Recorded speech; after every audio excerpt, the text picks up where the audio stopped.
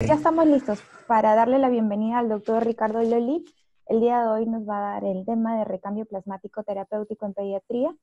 Muchas gracias, doctor, de antemano ya por su participación y bueno, lo escuchamos. Gracias. Okay.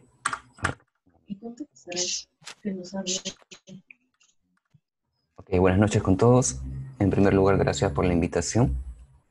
Soy el doctor Ricardo Loli Torres, médico patólogo clínico del Servicio de Hemoterapia y Banco de Sangre del Instituto Nacional de Salud del Niño. Esta noche vamos a conversar algo sobre el recambio plasmático terapéutico en pediatría. Empezamos con un glosario de términos, donde hay algunos de los que quizá ya tengan algo de familiaridad. Aféresis terapéutica, recambio plasmático terapéutico, la Sociedad Americana para la Aféresis, la Sociedad Americana de Bancos de Sangre, también denominada AABB. Veamos un poco de la línea del tiempo en cómo han habido sucesos importantes a través de los años, por el cual nosotros actualmente tenemos ya ese procedimiento eh, ya establecido, como vamos a ver más adelante, de acuerdo al nivel de evidencia. Vemos que en 1914 el investigador Abel y colaboradores realizan el primer procedimiento y acuñan el término aféresis. Luego en el 40 hace la separación de la albúmina de un pool del plasma. En pocas palabras, ya se realiza la fabricación del primer hemocomponente. En el 50, Glass y colaboradores obtienen la bolsa, mejor dicho, hacen la obtención de sangre a través de una bolsa plástica. Anteriormente todo era a base de vidrio. Entonces, Glass, a partir de ese momento, utiliza la bolsa plástica como receptor de los componentes sanguíneos. Estamos hablando a finales prácticamente de la Segunda Guerra Mundial, en la cual también se crea la Cruz Roja y por ende el banco de sangre, tal como lo conocemos actualmente.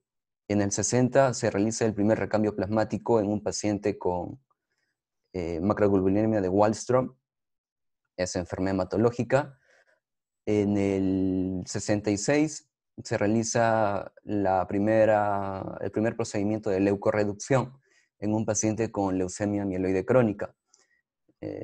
Sabemos que es típico que en ese tipo de patologías neoplásicas hay un aumento excesivo de la serie granulocítica, ¿no? Una hiperleucocitosis. En el 79 se realiza el primer simposio de aféresis en Chicago, en el 79, ¿no? Es importante eso, ¿por qué? Porque a partir de acá es donde la medicina basada en evidencias, en ese aspecto del recambio plasmático terapéutico, surge exponencialmente. Se empiezan a reunir los expertos en ese primer simposio de aféresis en Chicago y se crea unos años más tarde, en el 82, la Asociación Americana para la Aféresis, o también llamada ASFA, ¿no? En el 90, la Asociación Mundial de Aféresis se constituye, en la cual diferentes expertos de todo el mundo pues, se van reuniendo y constituyen ese organismo, ¿no? Ya en el 96, la Sociedad Internacional de Aféresis es constituida, ¿no? Algunas definiciones importantes que creo que debemos de tener muy en cuenta. ¿Por qué? Porque vamos a ver más adelante que muchas veces se confunden los términos, ¿no? Podemos empezar por el término aféresis. El término aféresis viene del griego aferesis, el cual significa remoción forzadamente, o retiro, o remoción, ¿no? Luego tenemos el término de plasmaféresis. La plasmaféresis no es más que la remoción del plasma, ¿no? De la misma palabra lo podemos deducir. Hay una remoción del plasma. La aféresis terapéutica, ya hablamos de tratamiento, entonces, esa aféresis terapéutica viene a ser el uso de la aféresis, de la remoción de un componente sanguíneo con fines terapéuticos, con fines de tratamiento. Y el recambio plasmático terapéutico es un tipo de aféresis terapéutica en la cual como el mismo nombre lo dice, hacemos un recambio, un intercambio del plasma con fines terapéuticos. Y ustedes se preguntarán, ¿no? A veces nos confundimos plasmaféresis con recambio plasmático terapéutico. La mayor diferencia pues es que en una hacemos un recambio del plasma patológico del paciente, o mejor dicho, de la sustancia patológica que contiene el plasma del paciente con, con albúmina o con plasma fresco congelado. Mientras que en la plasmaféresis solamente removemos el plasma, pero no reponemos. Vamos a ver cómo es que, para darles un panorama más general, los tipos de aféresis que manejamos en banco de sangre, pues este es los constituyentes de la sangre, ¿no? Después de una centrifugación o una sedimentación también. El paquete globular está abajo, un poco más arriba el Buffy-Coat, que está constituido por la capa leucocitaria y la capa de plaquetas, y más arriba la capa de plasma. Vemos si conocemos bien estos constituyentes, o mejor dicho, los constituyentes de cada capa, podemos ir deduciendo algunas cosas, como por ejemplo, les mencioné de que la féresis podemos solamente remover algún constituyente de la sangre o también intercambiarlo. Si es que removemos algún constituyente de la sangre, hemos mencionado que lo denominamos plasmaféresis, ¿no? Simplemente va a ser una colecta de plasma. Como actualmente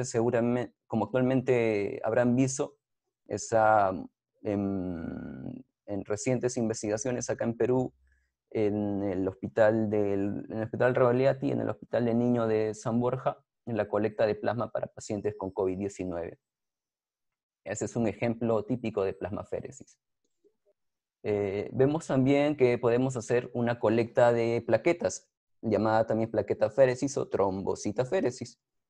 Aquellos que han rotado por banco de sangre seguramente han visto cómo es que se realiza este tipo de procedimientos, la plaquetaféresis. Es un procedimiento muy, muy frecuente, diariamente, incluso a veces lo hacemos diariamente, ¿no?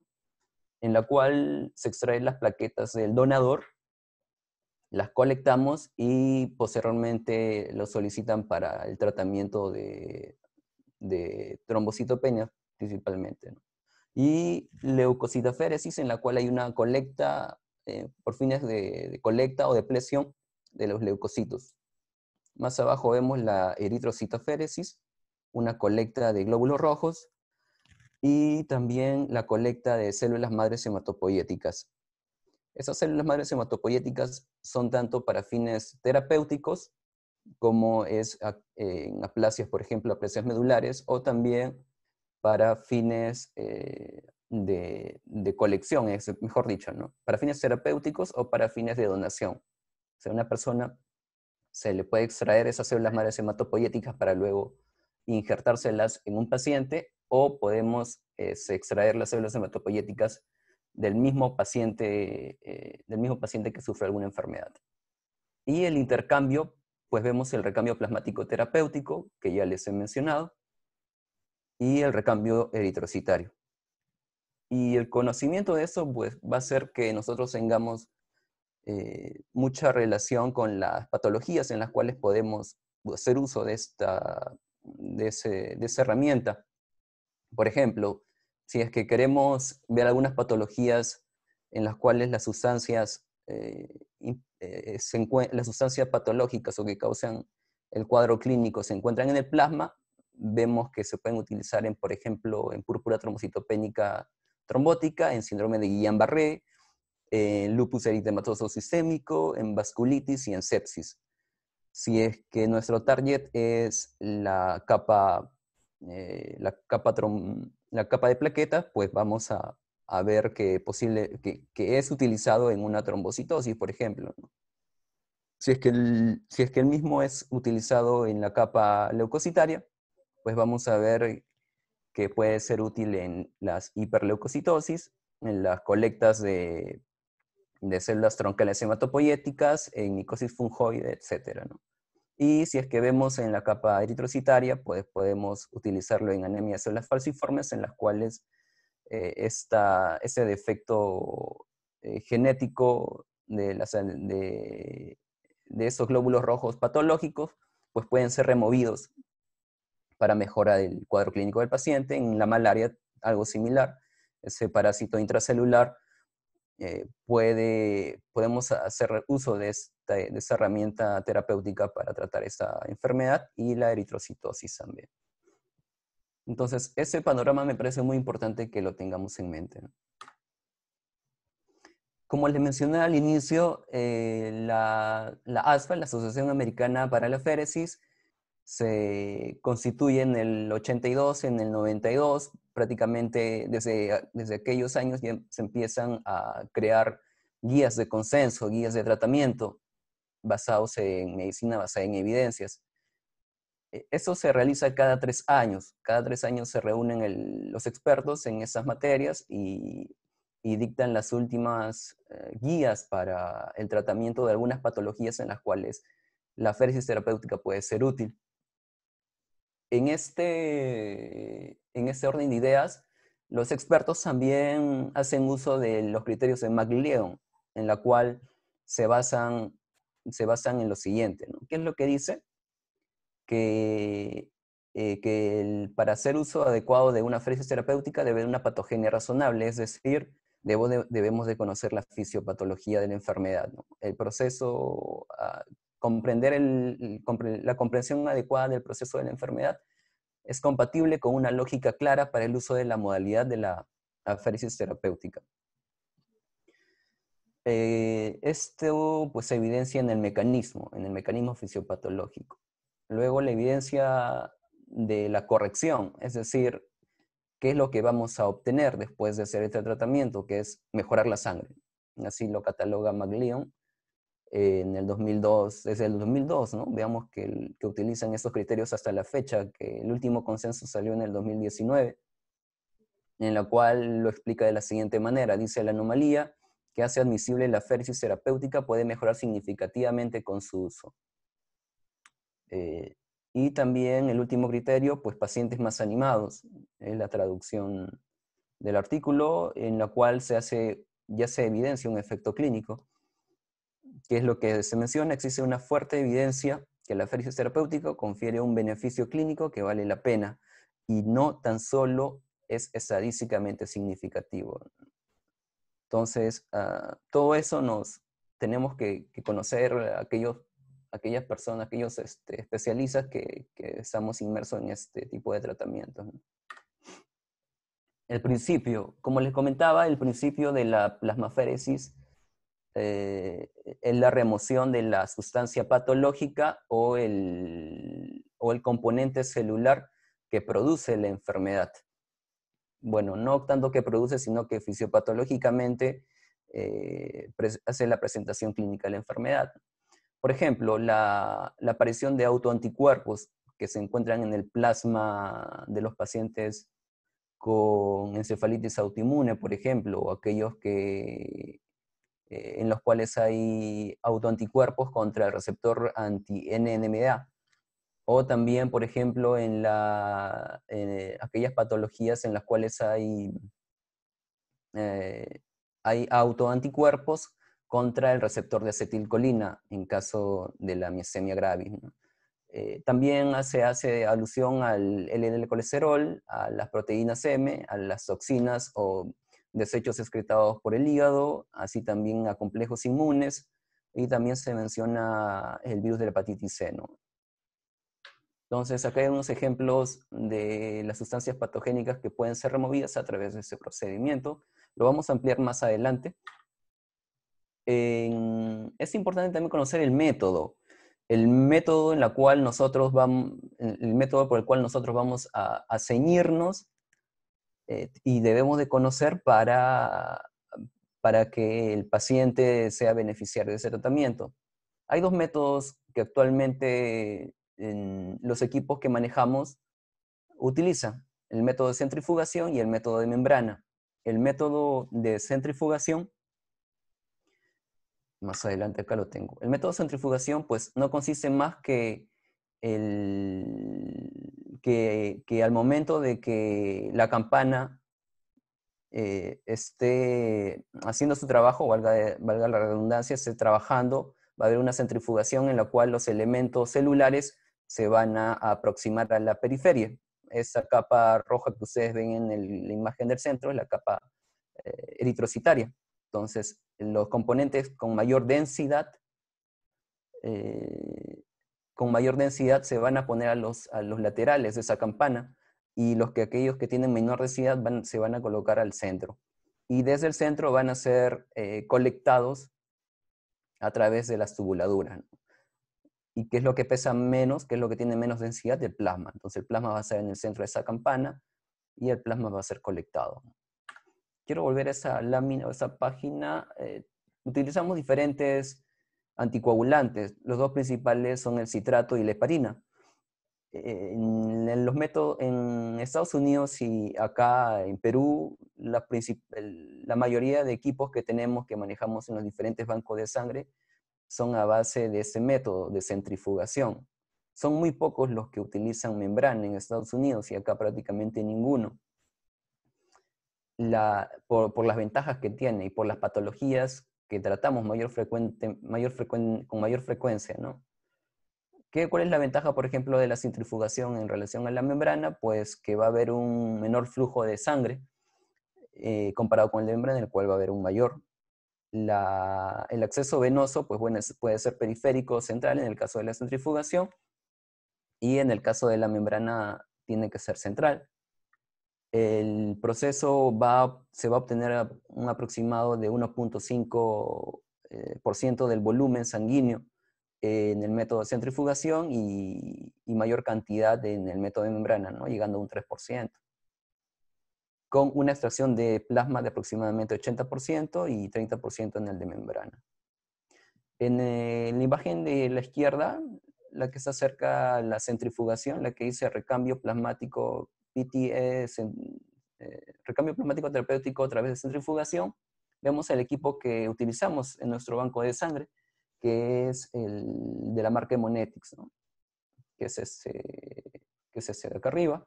Y el de abajo lo utilizamos para colección de plaquetaféresis, ¿no? O trombocitaféresis. El que está aquí es muy bueno, solo he visto que hay referencias de él en Estados Unidos, más no acá en Perú. Algo que quizá tenga familiaridad de aquellos que han rotado por nefrología es que en los equipos de diálisis se utilizan ese tipo de método, ¿no? De membrana. La otra diferencia en el método, pues, como les mencioné, la centrifugación se va a basar principalmente en base a la densidad de cada sustancia o cada componente celular. En cambio, la membrana se va a basar en base al tamaño, perdón, al size, al tamaño del componente celular, ¿no? Entonces vemos que las densidades van a variar de acuerdo al hemocomponente que vamos a estudiar. El plasma tiene una densidad aproximada de 1.025 a 1.029. Es el que tiene menos densidad entre todos los hemocomponentes. Las plaquetas están en 1.04, los leucocitos en 1.05 a 1.092 y los glóbulos rojos son los más pesados, 1.079 a 1.114. Entonces, tenemos que también conocer esta diferencia, porque van a haber algunas patologías en las cuales tengamos que utilizar más el método de centrifugación y otros más de filtración. Entonces, para eso han habido diferentes estudios comparativos para ver cuál es más eficaz, ¿no? De acuerdo a cada patología. Entonces, hay algunas conclusiones que se han sacado en esos últimos años. Por ejemplo, se dice que ambas tecnologías son similares en términos de seguridad. La centrifugación es más eficiente en términos de eliminación de plasma en tiempos significativamente más cortos. Es más eficiente por la menor cantidad de tiempo. No existen diferencias en relación a la eficacia de eliminación de inmunoglobulina G u otros componentes. La centrifugación es más eficiente en la eliminación de fibrinógeno. En una sesión de recambio plasmático podemos depletar hasta el 60% de fibrinógeno. Es importante porque es uno de los parámetros en los cuales evaluamos cuando vamos a responder las interconsultas, cómo está el perfil de coagulación. El uso de la centrifugación es útil para la selección de componentes. Entonces son algunas conclusiones que se dieron en esos estudios, ¿no? Es importante el acceso vascular. El médico capacitado en ese procedimiento pues es el cirujano pediatra. Entonces, siempre estamos, mejor dicho, ¿no? Tenemos la necesidad de hacer un equipo multidisciplinario junto con ellos, involucrarlos porque ellos van a ser quienes van a colocar estos catéteres. El tipo de catéter a utilizar lo sacamos de acuerdo al peso del paciente. Por ejemplo, un paciente que pesa entre 6 a 10 kilos, pues vamos a utilizar un catéter de 5 French, ¿no? Como todo procedimiento de colocación de catéter venoso, no es exento de complicaciones. Sabemos que las principales complicaciones pues, pueden ser hemotórax, neumotórax, infecciones de catéter, entre otras. Acá vemos cómo es que un pacientito se ha complicado lamentablemente con un hemotórax. Vemos esas opacidades en el hemitórax izquierdo. Vemos la punta de catéter en la flecha punteada. Y vemos el drenaje en la flecha con doble dirección, ¿no? El drenaje que se le hizo de este hemotórax. Entonces es importante que tengamos esa conexión también con el cirujano pediatra. Los volúmenes que manejamos en ese procedimiento son el volumen sanguíneo total, que es aproximadamente 70 mililitros por kilo de peso del paciente, el volumen plasmático, que es el volumen sanguíneo total por 1 menos el hematocrito, y conocer el volumen extracorpóreo. ¿Por qué? Porque si es que no se calcula adecuadamente ese volumen extracorpóreo, podemos llevar a una descompensación hemodinámica al paciente. Ese volumen extracorpóreo, el cálculo varía dependiendo del sistema. Como ya hemos visto, hay 2 sistemas principales. En realidad hay 3, 4 o 5 más aparte de estos, ¿no? Varía de acuerdo al sistema. Si es que tenemos un sistema de centrifugación o de filtración. También de acuerdo al procedimiento y de acuerdo al equipo. El equipo habré visto una cantidad de 10 a 11 tipos de equipos que utilizan, ¿no? Y acá en Perú unos 4 de esos 11, 12 que hay en todo Estados Unidos principalmente. Y no debe de exceder el 15% del volumen sanguíneo total, ese volumen extracorpóreo. El volumen extracorpóreo es aquel volumen que va a estar en la campana y que también va a estar en las tubuladuras. Si es que hubiese algún problema con ese volumen extracorpóreo, lo que nosotros hacemos es cebar el equipo, cebar la tubuladura, ¿no? Con sangre o con albúmina al 5%. Entonces, como les mencioné, es importante conocer la fisiopatología y el target a la cual nosotros queremos ceñirnos para que sea eficaz ese tratamiento. En ese cuadro se puede observar que la remoción de inmunoglobulina M después de un recambio plasmático terapéutico baja considerablemente, ¿no? De 5.980 y 950 en la segunda sesión. Mientras que si es que nos fijamos en la inmunoglobulina G, pues van a haber diferentes picos. Después de la primera sesión, baja considerablemente la cantidad de esos anticuerpos, pero suben, van subiendo, ¿no? Suben. Y eso se da ¿por qué? Porque hay que conocer cómo es que están distribuidos las inmunoglobulinas a través del espacio intravascular y extravascular. La mayor cantidad de inmunoglobulinas se encuentra en el espacio intravascular. Entonces, si es que nosotros depletamos el espacio intravascular, o sea, removemos la sangre y retiramos el plasma y lo devolvemos con albúmina, vamos a depletar un aproximado de 90% de inmunoglobulinas M, como se da en la macroglobulina M de Wallström. Mas no así ocurre con la inmunoglobulina G, en la cual el 40% de la inmunoglobulina G del cuerpo se va a encontrar en el espacio intravascular y el otro 50-60% en el espacio extravascular. Entonces, cada vez que nosotros vamos a hacer este procedimiento, depletamos ese 40% y el otro restante va a salir del espacio extravascular al intravascular en el transcurso de las horas, y es por eso que las sesiones se aplazan a 5, a 7 o a más sesiones. Es por eso que en algunos pacientes podemos ver mejoría después de las 24 horas, inmediatamente, y en otros en meses, porque la inmunoglobulina G va a permanecer todavía distribuido en otros sitios que no es el espacio intravascular.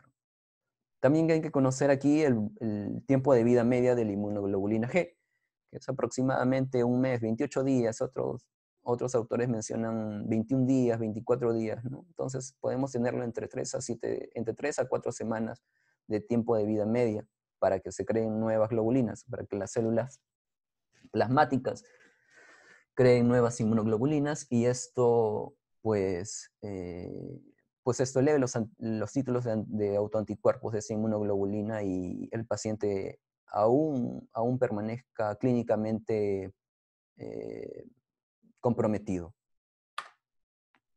Entonces, como le mencioné, hay una guía que es muy difundida en banco de sangre, que es la guía para el uso de la féresis terapéutica en la práctica clínica. Esa está basada en medicina, basada en evidencias, en la cual el comité de expertos se reúne cada 3 años, como le mencioné al inicio. En el 2019, el año pasado, fue la guía, fue el nuevo consenso en el cual se reunieron y, y se dispuso que salga la 8ª guía, ¿no? Que es la que actualmente manejamos. En ella se hace se utiliza la metodología de GRADE para para la, ¿cómo les podría explicar? Para para la evidencia, para la medicina basada en evidencias, ¿no? Sabemos que hay otras metodologías. La metodología de Gray también se utiliza para el UpToDate, por ejemplo, ¿no? Si es que lo revisamos, utiliza la misma metodología. Y entre otras guías de práctica clínica. Entonces, ¿qué se menciona acá? Esa guía nos cataloga al procedimiento y también a la patología. Al procedimiento como terapéutico, si es que va a ser un procedimiento de primera línea, de segunda línea, si es que no va a estar establecido, o si es que es inefectivo o perjudicial para el paciente. Si es que es un tratamiento de primera línea, si es que ese recambio plasmático es un tratamiento de primera línea, se cataloga como una categoría 1. Si es que es de segunda categoría, se cataloga como una categoría 2. Si es que no se ha establecido, en categoría 3, y si es que es inefectivo o perjudicial para el paciente, en categoría 4. Entonces, esa guía cataloga al procedimiento, a los procedimientos de aféresis terapéutica de acuerdo al tipo de tratamiento que es, ¿no? Primera, segunda línea. Y también cataloga a las enfermedades y a los estudios clínicos. Por ejemplo, el grado de recomendación 1 es una recomendación fuerte y va a variar de acuerdo a la letra A, B o C, si es que es de alta, moderada o de baja calidad. De igual manera, el grado de evidencia número 2, en la cual la recomendación llega a ser débil, y si es que es letra A, letra B o letra C, de alta, moderada o de baja calidad de los estudios. Acá hace una recopilación de los estudios, ¿no? De estudios clínicos controlados aleatorizados.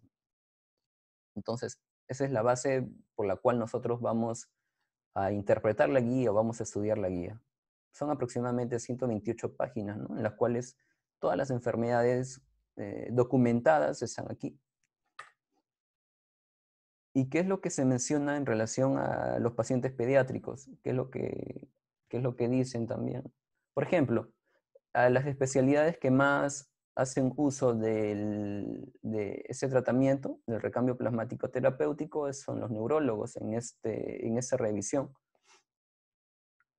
Vemos la encefalitis autoinmune por receptores anti-NMDA, por ejemplo, ¿no? Acá un nivel 5. Ese nivel de evidencia es de acuerdo a Oxford, por ejemplo. Oxford tiene 5 niveles de evidencia, ¿no? Y hay muchas patologías que son útiles actualmente y en las cuales se pueden beneficiar los pacientes. Los nefrólogos son otros.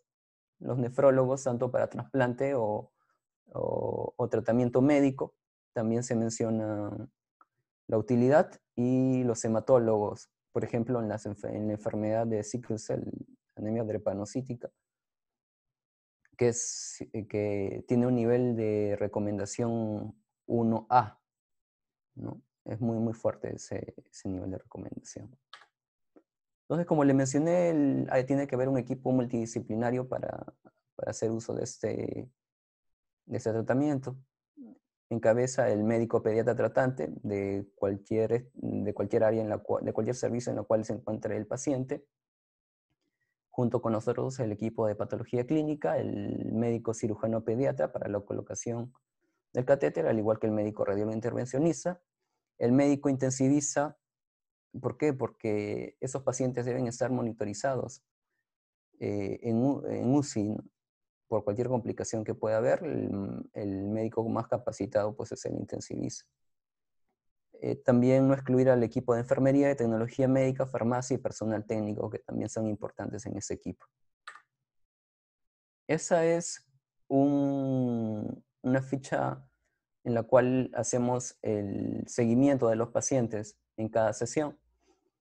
Vemos aquí el kit de recambio plasmático terapéutico. Nos guiamos a base. Hay dos tipos de tamaños de campana, el 981E y el 980. El 981E es la campana que tiene menos capacidad, menor cantidad de mililitros puede albergar de sangre, ¿no? A diferencia del 980E. Vemos que, por ejemplo, cuando vamos a solicitar, cuando nos solicitan una interconsulta, evaluamos el perfil antes de la sesión. Un perfil de hemograma, un perfil de coagulación. El calcio iónico es importante porque el citrato, que es el anticoagulante que utilizamos, hace una depresión de ese calcio iónico. Los electrolitos séricos también.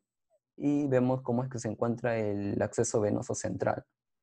Con la experiencia que hemos tenido en el hospital, pues difiere en la colocación del catéter. Lo hemos visto en la vena femoral como también en la subclavia. Vemos que controlamos el peso, la talla, el peso porque tenemos que conocer el peso exacto para sacar el volumen, todos los volúmenes que ya mencioné anteriormente, la presión arterial para ver cambios hemodinámicos, la frecuencia cardíaca y la frecuencia respiratoria también.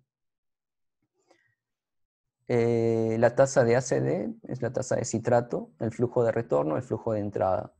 Entonces, hay diferentes ciclos. Nosotros llamamos ciclos cuando se extrae una cantidad de volumen sanguíneo, va a la máquina y regresa. Ese es un ciclo. Y pueden haber múltiples ciclos programados de acuerdo al procedimiento. Entonces eso se puede llenar. Pueden haber 7, 8, 9 ciclos. El volumen de sangre procesado, el volumen colectado, el volumen plasmático de reemplazo, el volumen de citrato, la presión arterial, la frecuencia cardíaca, frecuencia respiratoria, la saturación de oxígeno y los efectos adversos que pueden darse en cada ciclo. Utilizamos como volumen de reposición albúmina al 5%. También ya se ha dejado de utilizar plasma fresco congelado como volumen de reposición porque se causa muchos efectos adversos, principalmente de tipo alérgico. También tenemos que tener a la mano el cloruro de sodio por si se puede presentar alguna inestabilidad hemodinámica o poligelina del 3.5%. También detallamos el tiempo total del proceso, ¿no? Vemos cómo es que se realiza cómo es que es el fluxograma para el enfoque de esos pacientes. Vemos que en la sala se da el inicio con la interconsulta que llega a nuestras manos, al servicio de hemoterapia y banco de sangre. Vamos, hacemos la evaluación del paciente, vemos su estado hemodinámico. Si es que está inestable, pues se solicita que se estabilice el paciente. Si es que se encuentra estable, vemos la verificación de todos los requisitos. Si es que cumple estos, se programa el procedimiento, y si es que no, pues no se realiza el procedimiento. Si es que se llega a realizar el procedimiento, lo registramos en la historia clínica, damos los detalles del procedimiento, los efectos secundarios que pueden causar. Y si es que se requiere al finalizar el tratamiento, otra sesión, pues también se programa la siguiente sesión, y si es que no, pues se concluye el procedimiento. Entonces, ese es el fluxograma que utilizamos actualmente. ¿Y qué conclusiones podemos tener? Entonces, como les mencioné al inicio, es importante conocer las definiciones de cada procedimiento de la féresis, ¿no? La féresis es un mundo, como acabamos de ver. ¿Por qué? Porque cada uno de esos procedimientos tiene una utilidad distinta, se hace para terapéutica o para donación. La fisiopatología de la enfermedad es la base de un buen objetivo terapéutico. Tenemos que saber qué es lo que queremos remover, qué es lo que queremos intercambiar. Y también tenemos que saber que la medicina basada en evidencias actualmente pues avanza a grandes pasos agigantados en relación a ese recambio plasmático terapéutico. Por ejemplo, hoy día se nos hizo una interconsulta nuevamente por un paciente que está en neurología con el padecimiento de encefalitis autoinmune. Esta patología está catalogada según la ASFA, según las categorías que ya les mencioné, como un grado de evidencia 1C. Es decir, tiene una fuerte evidencia, pero el C hace que la calidad metodológica del estudio aún esté por verse. La mayoría de estudios en encefalitis autoinmune han sido reporte de casos, serie de casos, ¿no? Entonces no se han hecho, mejor dicho, no están publicadas gran cantidad de ensayos clínicos controlados aleatorizados, ECAs, ni mucho menos metaanálisis sobre esas ECAs. Entonces el nivel de evidencia aún es muy pobre en ese aspecto, como para que este tratamiento sea utilizado de manera confiable, ¿no?